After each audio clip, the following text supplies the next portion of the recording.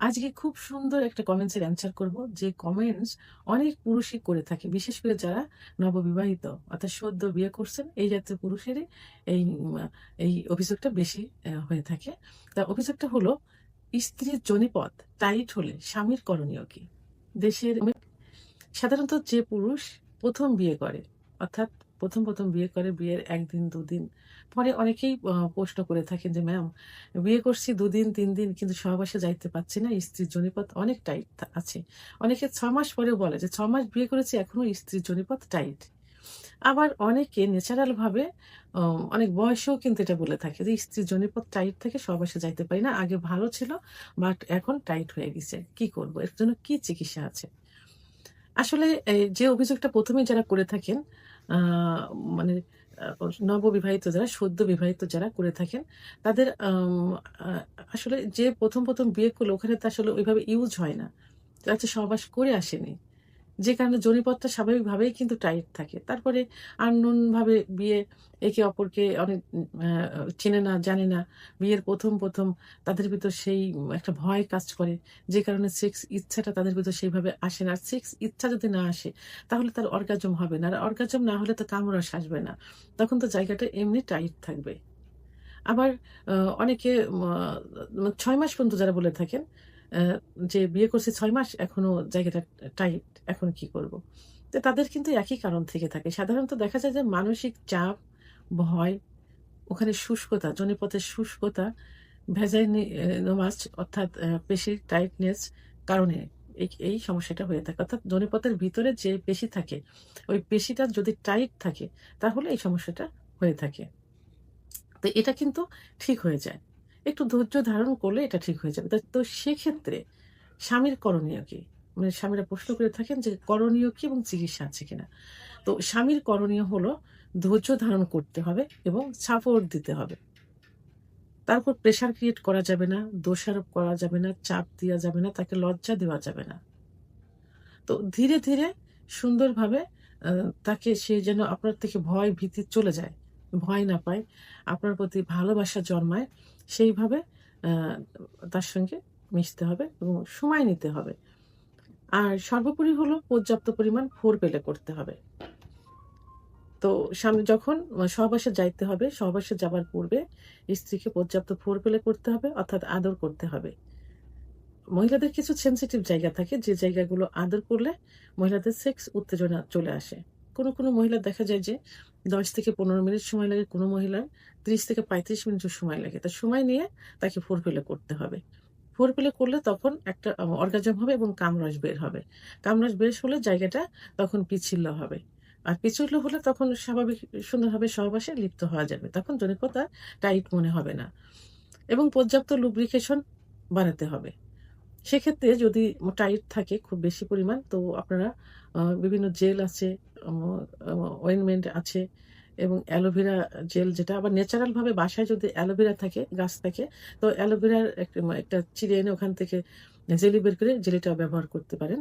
এটা করতে হবে এবং যদি ব্যথা হয় তাহলে তাহলে থেমে যেতে হবে। তাকে ব্যথা দেওয়া যায়। যদি ব্যথা অনুভব করে সঙ্গে বন্ধ করে দিতে হবে।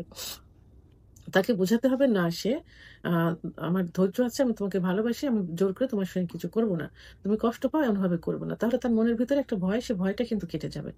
তখন সে ইজি হতে পারবে। এজন্য ব্যথা হলে সঙ্গে বন্ধ করে দিতে হবে। আচ্ছা, জোরে প্রেশার দিয়ে সহবাসে লিপ্ত হওয়া যাবে না। তাকে ইজি করতে হবে, স্বাভাবিক করতে হবে এবং স্ত্রীকে রিল্যাক্সে আনতে হবে। যখন এই সমস্যা হবে, সহবাসের সময় ব্যথা অনুভব করবে, তখনই রিল্যাক্সে আনতে হবে।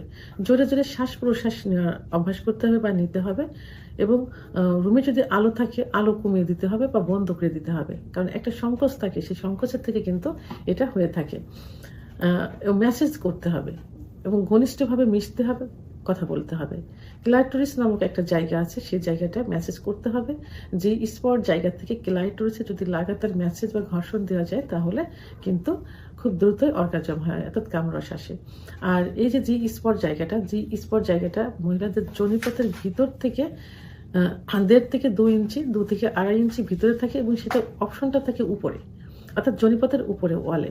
তো এখানে যদি বারবার ঘর্ষণ দেওয়া যায় পুরুষাঙ্গ দিয়ে এবং এখান থেকে যদি ক্লাইটোরিসটা থাকে কিন্তু প্রস্রাবের যে ছিদ্র তার উপরে থাকে একটা মটর দানার মতো। তো এখানে যদি লাগাতার ঘর্ষণ দেওয়া যায় তাহলে কিন্তু অর্গাজম হবে। আর অর্গাজম হলে তখন কিন্তু সহবাসটা স্বাভাবিক হবে, অর্থাৎ জায়গাটা কিন্তু প্রসারিত হবে এবং ধীরে ধীরে প্রবেশ করাতে হবে।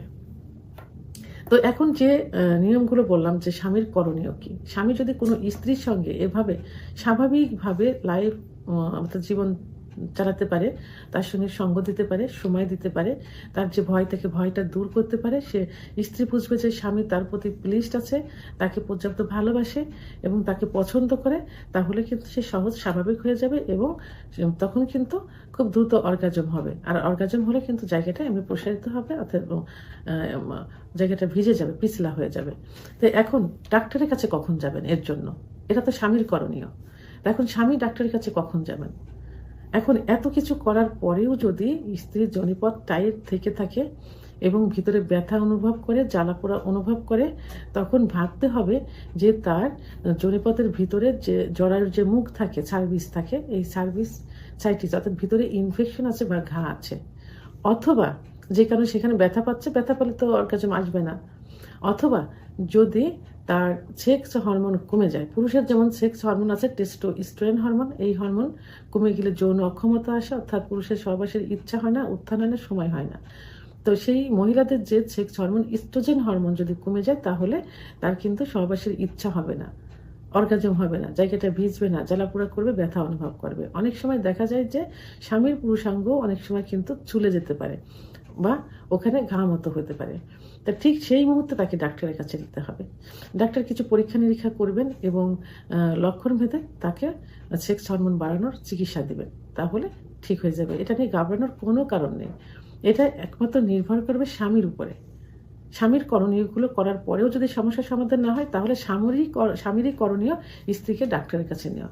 তো সঠিক চিকিৎসা দিবেন এবং বাসায় কিছু খাবার, ন্যাচারাল যে খাবার আছে, দুধ, ডিম, খেজুর, কাজু বাদাম, মধু, ঘি, এই খাবারগুলো নিয়মিত খাইয়ে যাবেন, তাহলে দেখবেন ঠিক হয়ে যাবে। এখন ভিডিওটি সম্পর্কে যদি কোনো মতামত থেকে থাকে অবশ্যই কমেন্টসের মাধ্যমে জানাবেন।